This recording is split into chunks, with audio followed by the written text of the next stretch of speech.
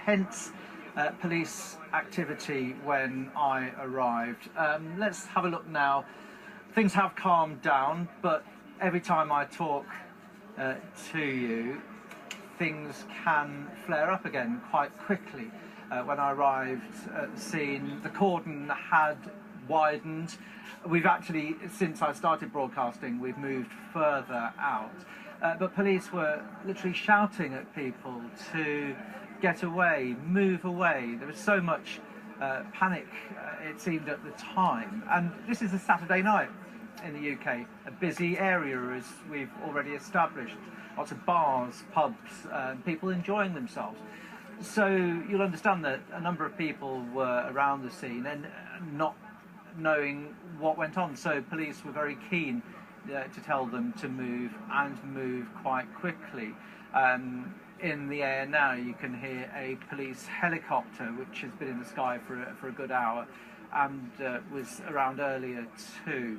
A couple of people have come up to me and said that they've just been moved from nearby. We're a little way from the scene. There's Southwark Bridge, which is closer to the scene, and then London Bridge. So all I've been told by one or two witnesses that they have actually just been moved from the scene. They were unaware of what was going on, and that police were having to shift them because they wanted to get them out of what they perceived to be a danger zone. Now, I must say, shortly after I arrived here, an hour and 3/4 ago, I did hear what appeared to be what sounded like 4 gunshots, not too far away, which could be corroborated by some of the evidence we've heard tonight that police may have opened fire. Again, a lot of this is speculation. We haven't had any confirmation. What we do know is more than one person died in the attack on London Bridge just behind me, followed by what seemed to be multiple stabbings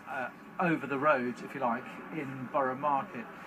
When something like this happens, you're not sure whether these are linked, but because of the proximity of where these attacks, if you like, have taken place, it's clear that something was going on, and police have linked them. They're referring to this as terrorism now. There was something that appeared to have happened in the Vauxhall area just south of where we are. That's been discounted as having any link to this or any terrorist link. Theresa May, we know, the British Prime Minister, tomorrow morning, or in the morning now, she will be chairing a meeting of the government's emergency Cobra committee, such as the seriousness of what's happened here. And the Labour leader Jeremy Corbyn has described what's happened in the past few hours as brutal and shocking.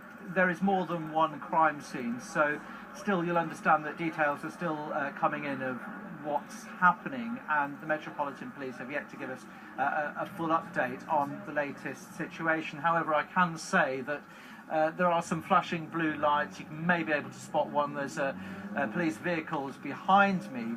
What that does suggest, though, is for the time being, things in this area appear to be calming down, and it could be that further down the road, near the Shard, the iconic London building behind me, and indeed London Bridge itself, things are easing off there. OK, Nick, thank you very much. Nick Qureshi, near to London Bridge. Lots of reaction coming in this evening. But first of all, let's just go back to that photograph that was sent in by a photographer. It shows what we believe is a potential attacker lying on the ground. He was shot by police. The key detail, though, in this photograph is that he has what appears to be canisters wrapped around his body. He has canisters wrapped around his body. Officers surrounding him in that picture, and that was taken by the Wheatsheaf pub in the Borough Market area near the River Thames. That man lying on the ground there with canisters wrapped to him, and that is a detail that lots of people have picked up on over the last hour or two.